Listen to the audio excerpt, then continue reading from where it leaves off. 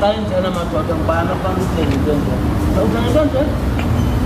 Awusukabo. Hayi bengisatsho ke. Umnini wale moto wafika kubantu uzolungisa le moto.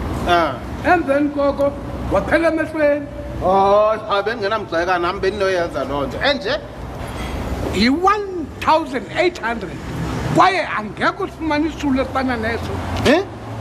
Uthembisana kufumana enye igxokogxoko elifana neli? Kangalapho ukuba kuyifuni le moto yeke.